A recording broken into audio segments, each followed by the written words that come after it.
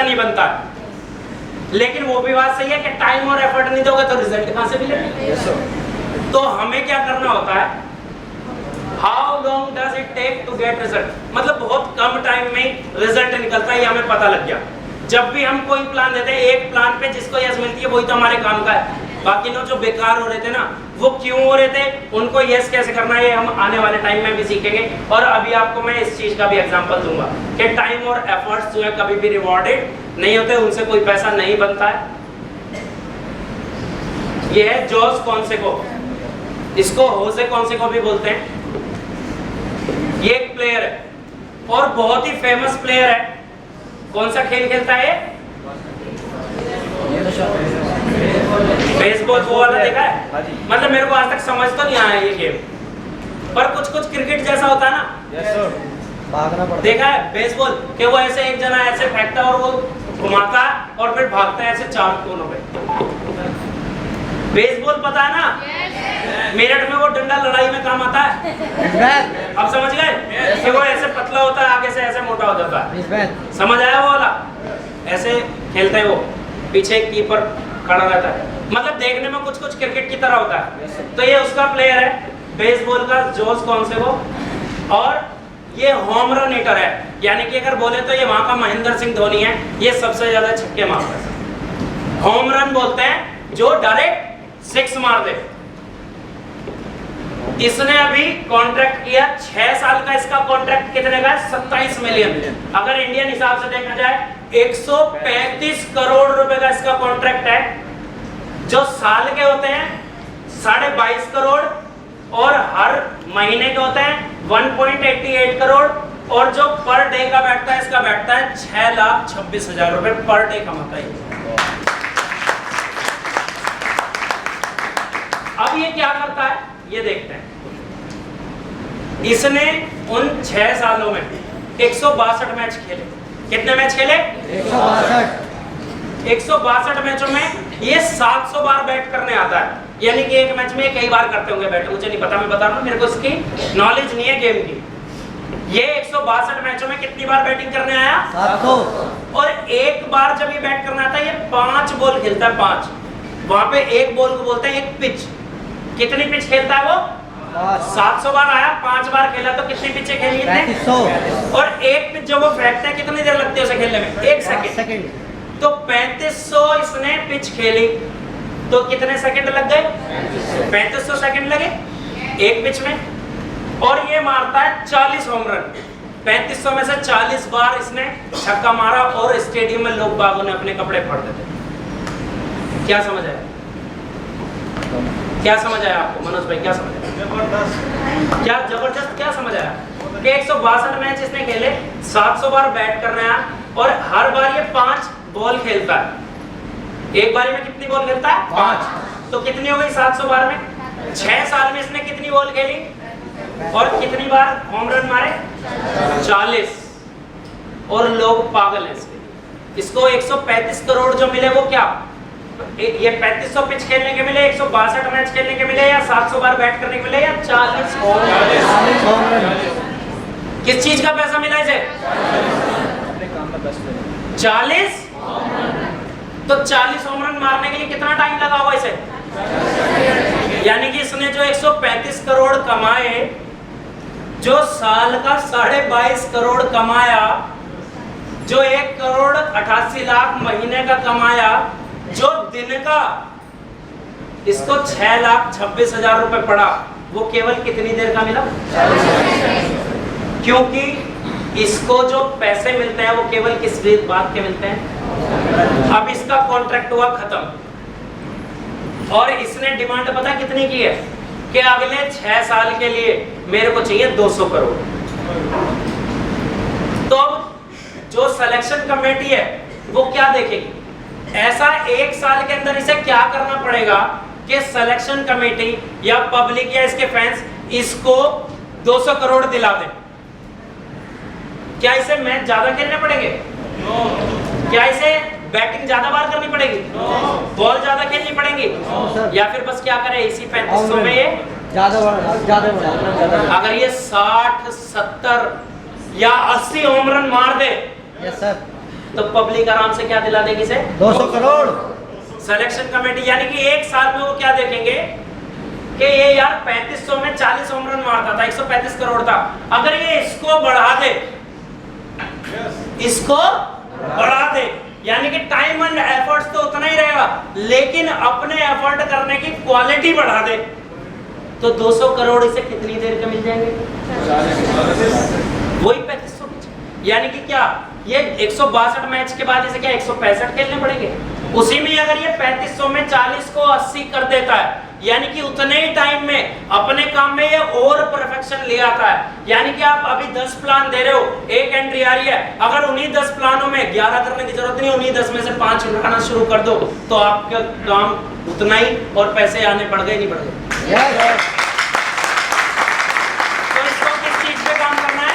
अपने छक्के मारने की कलाकारी बढ़ानी है, तो आपको भी अपनी क्लोजिंग करने की कलाकारी बढ़ानी है। आज उसमें से बेसिक चीजें देखो, ऐसा बहुत सारी चीजें हो सकता है आज आपको समझ ना आए, लेकिन आप जब आज की वीडियो पिछली वीडियो से मिला के देखोगे, आराम से समझोगे, एक एक दो बार देखोगे, क्योंकि मेरा 16 साल का जो तजुर्बा है, मैं एक दिन में दे सकता हूँ क्या आपको? लेकिन कहीं से तो शुरू किया होगा मैंने भी। तो आपको मैं उसको कंसाइज करके दे रहा हूँ, जितना आसान हो सकता तो उतना। ये इससे समझ आया वैसे कि टाइम और एफर्ट्स बढ़ाने से अच्छा है रिजल्ट्स बढ़ाओ, उसी टाइम और उसी एफर्ट्स के अंदर। अब आगे हम चलते हैं। एक होता है एक्टिविटी ओरिएंटेड और एक होता है प्रोडक्टिविटी ओरिएंटेड। एक होता है, अब आप हंसोगे नहीं, आपकी टीम में भी ऐसे कुछ लोग होंगे। एक होता है एक्टिविटी ओरिएंटेड, एक होता है प्रोडक्टिविटी ओरिएंटेड। एक आदमी जो आप भी देख रहे हो, सीनियर भी देख रहा, रात दिन लगा पड़ा है और लेवल एंट्रियां क्लोजिंग उसकी नहीं है।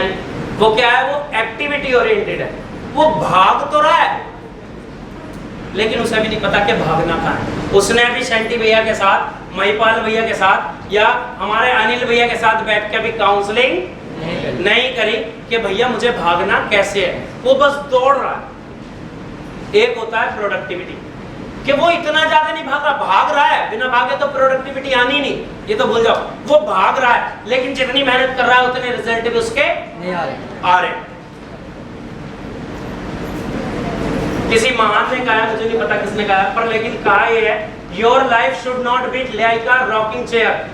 चेयर देखी हो जिसपे बूढ़े बूढ़े भूत की पिक्चरें देखी होंगी, उसमें वो खाली मिलती है ऐसे हिलने वाली जो होती है, उसमें मूवमेंट भयंकर होता है ना, जैसे कोई बैठेगा शांत बैठ सकता है उसमें, मतलब हिलता ही रहेगा ना, मूवमेंट उसमें लगातार रहता है ना, but there is a lot of motion but there is no progress. लेकिन वो कहीं पहुंचता है, एक ही जगह पे हिल रहा है ना, सुबह से शाम, रात से दोपहर, सब हिले जा रहे हैं। तो ऐसे लोग हमारे भी हैं कि सुबह निकल गए प्लान देने और शाम तक दौड़ भाग, पूरा पसीना पसीना, मेहनत में उसकी कोई कमी नहीं है। लेकिन रॉकिंग चेयर की तरह है, सुबह भी खाली थे और अब भी खाली। जब भी उसको नहीं दिख रहा था मेरा लेवल, अब आया अब आया अब आया, और अब भी उसको नहीं दिख रहा है कब आया कब आया कब आया। पर वो इसलिए दौड़ रहा है कि यार शेंटी भैया ने बोला 5 प्लान करने, मेरा काम 5 प्लान करना है, ना कि 5 ज्वाइनिंग उठाना। समझ आ रही है बातें? आगे चले? मतलब आज इतनी तेजी से करना है ना, 2 बजे हमें सेशन आज क्लोज करना है। There are 2 type of suffering, यानी कि 2 तरीके की परेशानियां आपकी जिंदगी में आने वाली है अगर आप सेल्स में हैं। 2 तरीके की परेशानियां आनी ही आनी हैं। पहला होता है लॉन्ग सफरिंग, मतलब आप सीखो मत, जैसा चल रहा है ऑटोमेटिक, जो आपको धक्कों की किताब सिखा रही है, समझ रहे हो, जो आपको एक्सपीरियंस से आ रहा है, जो आपको टाइम टू टाइम पता लग रहा है, जो परेशानियां आ रही हैं, उन परेशानियों के साथ साथ आप आगे बढ़ते रहोगे तो लॉन्ग टाइम तक क्या करते रहोगे? लॉन्ग टाइम तक आपको परेशानियां रहेंगी, कभी बिजनेस बढ़ेगा आएगा, आप एक्सपीरियंस के थ्रू बढ़िया होते जाएंगे। लेकिन दूसरा होता है शॉर्ट सफरिंग, कि अगर आपने सोचा है 20, 25, 30, 50 साल इस लाइन में रहना है, 1 साल से लेके 2 साल या मैक्सिमम 3 साल में इतना सफर खुद को कर लो कि दिन में प्लान कर रहे हैं, रात में पढ़ रहे हैं, सुबह काउंसलिंग कर रहे हैं, यानी कि छोटे टाइम तक परेशान रहो कि इतना जितना सुन सकते हो उतना ऑडियो सुनो, जितना पढ़ सकते हो उतनी किताबें पढ़ो, जितना लीडरों से मिल सकते हो उनकी लिस्टें बनवाओ, उनके ग्राफ समझाओ, जितना कर सकते हो ज्यादा से ज्यादा प्लान शुरू में कर दो, ताकि आपको इसकी चीजें छोटी से छोटी बारीक से बारीक चीज समझ आ जाए और लंबे टाइम तक आप ऐश करते। जो लोग कम टाइम में 1-1.5 साल में परेशानी लेने के लिए तैयार हैं कि 1 साल में इसको पूरा सीख लूंगा, तो फिर बाकी 24-25 साल राज करेगा नहीं करेगा? और अगर नहीं ये देगा नहीं ना, ये होटल स्टाफ है ना।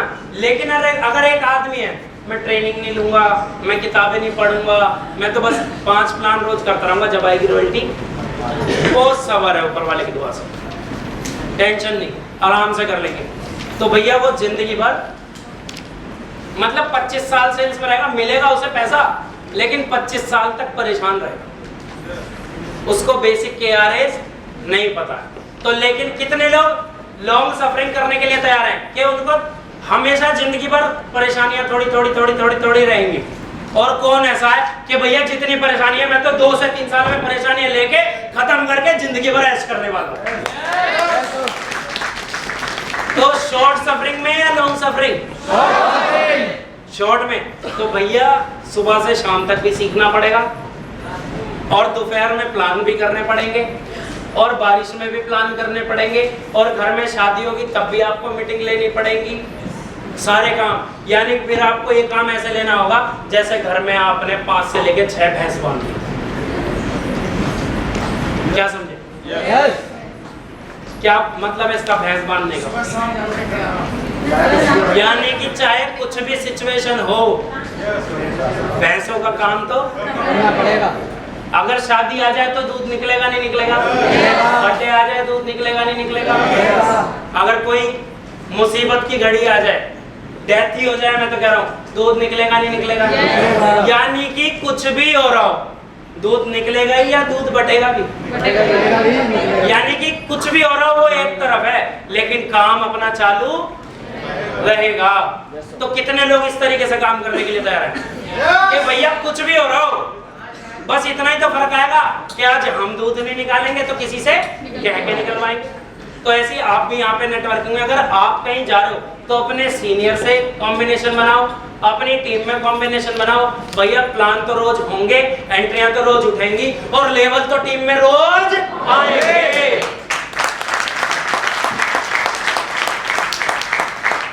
आज मैं कुछ अजीब दिख रहा हूँ क्या?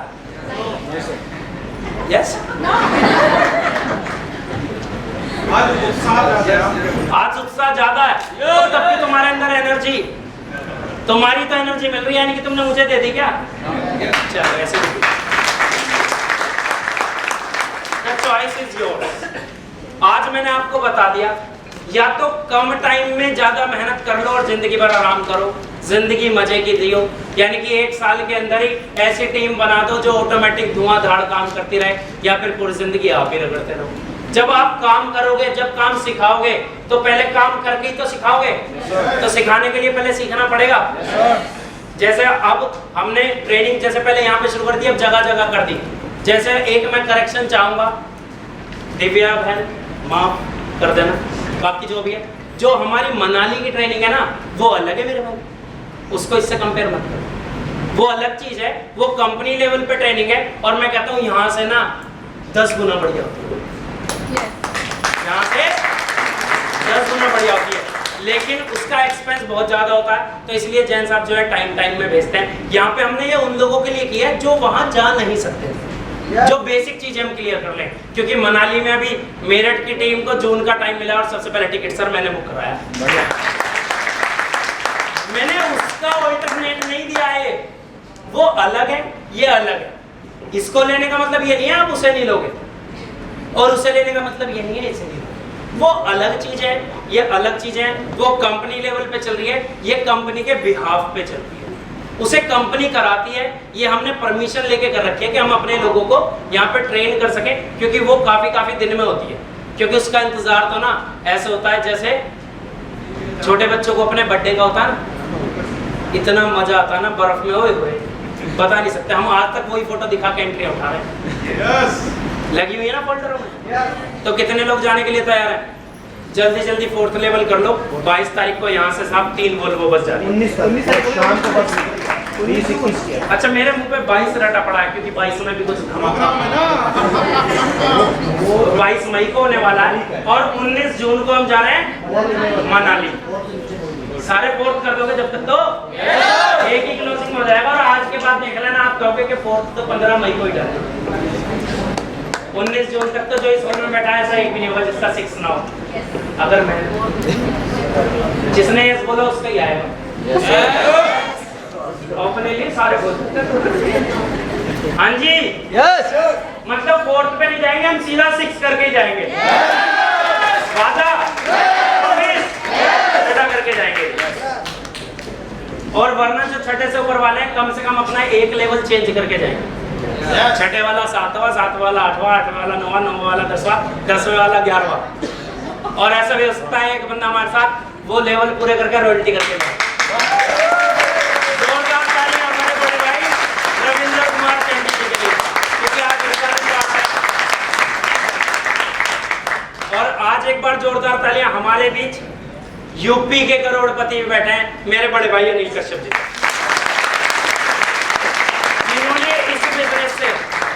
जिन्होंने इस बिजनेस से सिंगल चेक 17 लाख का लिया अभी, और 14 में से 11 लेवल भैया ने कंप्लीट कर दिए। तो आज हमें सुनने का मौका मिलेगा अनिल भैया को भी और शेंटी भैया को भी। तो जोरदार तालियां हमारी महाराज। तो चॉइस आपकी है कि जल्दी सीख के जिंदगी भर मजे लेने, या जिंदगी भर दिक्कतें और ये आराम, दिक्कतें आराम कि भैया 4 घंटे काम किया तो 2 घंटे तो आराम करना पड़ेगा। वरना कुछ दिन भैया शेंटी भैया हमारी तरह कर लो कि 1:30 बजे पीपीटी भेज दी और सुबह 4 बजे मैंने इन्हें मैसेज दिया ना तो रिप्लाई चल रहे थे। कहाँ बैठे हैं फैज भाई? मुस्कान के उस पर चल रहा था ना, रात को 1:30 बजे से लेकर सुबह 4 बजे तक भी, और फिर बाद में यहाँ तो ये सारे काम मतलब हमने क्या सोच रखा है, शॉर्ट सफरिंग, कुछ टाइम मेहनत इतनी कर देंगे कि जिंदगी भर मजे लेंगे सर। तो जितने लोग इसके लिए तैयार हैं तो एक बार अपने लिए तालियां बजाएं। इसके लिए सेल्स के लिए आपको सबसे इंपॉर्टेंट चीज है, मैंने लेइंग ऑफ फाउंडेशन में बताया था। कौन बताएगा मुझे एलिवेटर स्पीच क्या होगी? एक बंदा जो हाथ खड़ा करके बताएगा। मतलब स्पीच नहीं बतानी, ये बताना है ये होता क्या। इसको अच्छा पढ़ो, इसे एलिवेटर स्पीच, इसे पढ़ के क्या समझ आ रहा है? जिसको जो समझ आ रहा है वो बता सकते हैं। एलिवेटर स्पीच से क्या समझ के आ रहा है आपको? कोई एक बंदा जो बताए। लेइंग ऑफ फाउंडेशन तो भी बहुत जल्दी बोला था। एलिवेटर क्या होता है? लिफ्ट होती है ना, यानी कि लिफ्ट में एक आदमी कितनी देर रहता है? 5 सेकंड, 10 सेकंड, 15 सेकंड। आपके पास एक रेडीमेड स्पीच होनी चाहिए कि अगर कोई आपसे पूछे कि आप क्या करते हो, आपको सिनेमा हॉल में कोई मिला, आप कहीं रेस्टोरेंट में गए और वो बहुत पुराना था और देख के स्माइल हो गई, या कभी भी आप मिला और भाई साहब आप क्या करते हो, आप शादी में गए, दूर का रिश्तेदार है, पूछे और भाई साहब क्या करते हो, क्या बोलोगे? बताओ क्या बोलोगे? वेल्थ मल्टीप्लिकेशन बिजनेस है ना, ये तो मैंने बताया था, कुछ उस पर काम नहीं करा ना अभी। स्पीच क्या बोलना है? उसको कुछ ऐसा बोलना है ताकि उसका अगला क्वेश्चन पता क्या है? इट मींस, मतलब, यानी कि उसके अंदर ना ऐसा कुछ क्रिएट करना है कि आप जैसे ही बोलो कि मैं ये करता हूं तो तुरंत से वो बोले हाँ जी मनोज भाई बताओ। मैं लोगों के सपने पूरे करता हूं। मैं लोगों के सपने पूरे करता हूं। वो क्या पूछेगा फिर? कैसे, यानी कि वहां से कन्वर्सेशन शुरू होनी चाहिए। बहुत से लोग कहते हैं मैं नेटवर्किंग करता हूं, ओके का ओके, साइड हो, पानी ले लो, देखियो अभी मत, है ना। या फिर जैसे मैं मोबाइल की शॉप चलाता था तो मैं क्या बोलता था, भैया अपनी मोबाइल की दुकान हो गया, ओके ओके समझ आ। उसको समझ नहीं आना चाहिए, उसके अंदर ऐसी उत्सुकता आनी चाहिए कि यार बड़ा इंटरेस्टिंग है। जैसे कोई आपसे बोले व्हाट डू यू डू, तो एलिवेटर का मतलब है कि 30 सेकंड मैक्सिमम आपके पास होने चाहिए, उसको एक्सप्लेन करना है और एक बिजनेस अपॉर्चुनिटी को क्रिएट करना है अपने वहां पे। Encourage them to ask more question, यानी कि आपका जवाब ऐसा होना चाहिए कि उसका अगला क्वेश्चन आपके पास तुरंत आए। समझ आई? जैसे अभी दिव्या ने बोला कि क्या करते हैं मेरी छोटी बहन कि भाई मैं वेल्थ मल्टीप्लिकेशन के बिजनेस में हम लोगों के सपने सच करता हूं, या मैं जो काम कर रहा हूं, मैं जिस बिजनेस में हूं वहां पे हम लोगों को सपनों से लेके उनकी हकीकत तक पहुंचाते हैं। पूछेगा क्या मतलब क्या ऐसे ही तो पूछेगा, समझ आएगा उसे? कुछ समझ नहीं आया। यानी कि आपको एलिवेटर स्पीच ये आपके पास अलग अलग हो सकती है सबकी। कोई हेल्थ पे काम करता है तो वो अपने प्रोडक्ट को लेके ऐसा कर सकता है कि यार तुम लोग जानते हो ना आज की डेट में, जैसे आपने देखा होगा कि लोग बाग इतने बीमार हो रहे हैं, दवाइयां खा रहे हैं, सब कुछ खा रहे हैं, तो मैं एक ऐसा काम करता हूं जिससे उसको आने वाली बीमारियों से, यानी कि उसकी और उसकी फैमिली आने वाली बीमारियों से दूर रहे। क्या पूछेगा वो? यार ऐसा क्या है कि बीमार होने के पास बात तो आप क्या करते हो, दवाई लेते हो या डॉक्टर के पास जाते हो, लेकिन आप बीमार ना हो या आप बीमार कम हो उसके लिए क्या करते हो सर आप? वो कहेगा उसके लिए क्या करते हैं, क्योंकि मैं उसी बिजनेस में है ना। या फिर आप बोल सकते हो कि भाई आप क्या करते हो कि भाई जो भी लोग अभी तक केवल गुजारा कर रहे हैं उनको गुजारे से लेके, क्योंकि उस काम को तो वो छोड़ नहीं सकते, उस काम को ना छेड़ना पड़े ना छोड़ना पड़े ना किसी को किसी भी तरीके का नुकसान हो, लेकिन अगर उसकी चाहत है जिंदगी में आगे बढ़ने की तो मैं उस आदमी को उसकी चाहतों से मिलाने के लिए उसको केवल एक माध्यम देता हूं। समझ आएगा उसे? कुछ नहीं आएगा ना? मतलब इस तरीके की अपनी। और एक और बात चलो मैं कहता हूं, चैनल पे कमेंट में डाल देना आप, लेकिन उस पर काम करना। उस चैनल पे कमेंट डालना कि भैया मैंने ये बनाया, उसमें जो भी कुछ बढ़िया हो सकता है उसको मॉडिफाई करके मैं आपको रिवर्ट कर दूंगा उसे। अपनी अपनी एलिवेटर स्पीच बनाओ कि जैसे ही कोई आपसे बोले व्हाट डू यू डू, आप क्या करते हो, तो आपके पास एक रटा रटाया एकदम बेहतरीन सा डायलॉग होना चाहिए। और अगर आपने ऐसे ही बस कॉपी पेस्ट कर दिया तो मैं उसे पढ़ूंगा भी, मैं रिप्लाई नहीं करूंगा। लेकिन अगर मुझे लगा नहीं आपने दिमाग लगा के सोच के समझ पे इस पे टाइम दिया है और फिर मेरे को कमेंट करना आप YouTube चैनल पे, मैं आपको उसको और बेहतर करके उसमें और जो भी सुधार हो सकते हैं वो आपको दूंगा। और उसके बाद आपकी जो लिस्ट होगी ना वो 135 करोड़ लोगों की। लोग कहाँ पे? आप रेस्टोरेंट में जाओ वहाँ एलिवेटर स्पीच काम करेगी, आप होटल में जाओ, आप मूवी देखने जाओ, बच्चों की फीस जमा करने जाओ, दूध लेने जाओ। और सेल्समैन की एक बहुत सारे लोग गलत मान। अच्छा मैं आज एक चीज कहना भूल गया, अगर मेरी कोई भी बात आपको बुरी लगे या किसी भी बात से आपको ऐसा लगे कि ये गलत थी तो उसके लिए मैं पहले सॉरी कर रहा हूँ। हालांकि मेरा ऐसा कोई मकसद होता नहीं, मेरा मकसद केवल आपको समझाना है। फिर भी अगर किसी को लगता है तो उसके लिए एडवांस में सॉरी, क्योंकि सेल्स में दो चीजें आपको करनी है, 2 डिग्री आपको लेनी है। कितने लोगों को पता है? पहली कौन सी चड्डा साहब, कौन सी डिग्री होनी चाहिए आपके पास? बेशर्मी की डिग्री आपने लेनी है। कि जैसे आप कहीं पानी पीने गए, रेस्टोरेंट में गए, दूध लेने गए, तो कोई आपकी तरफ देखा तो उसकी तरफ आपने देख के बस केवल स्माइल करना। क्या करना है? तो वो क्या करेगा बदले में? और जैसे वो स्माइल करे हाय हाय आपका, फिर वो क्या करेगा? क्या कर सकता साहब? पहले वो बताएगा ना कि हाय माय सेल्फ विवेक चड्डा, तो अगर वो पूछेगा क्या करते हो, अगर नहीं पूछा तो मैं पूछूंगा और विवेक भाई क्या करते हो yes. तो ये अपना बताएंगे। तो फिर ये क्या पूछेंगे? क्या पूछेंगे? आवाज नहीं आ रही है। क्या पूछेंगे? आप क्या और हम क्या चाह रहे थे? मैंने स्माइल क्यों दी थी से, हाथ क्यों मिलाया, नाम क्यों पूछा? और तू एक बार पूछ तो सही। वो एक लाइन ऐसी होनी चाहिए ना कि उसको ऐसा लगे कि यार बड़ा इंटरेस्टिंग आदमी है और मजा आ गया। भैया आपको सीट नहीं, किसके पास सीट बची है अभी आसपास? एक सीट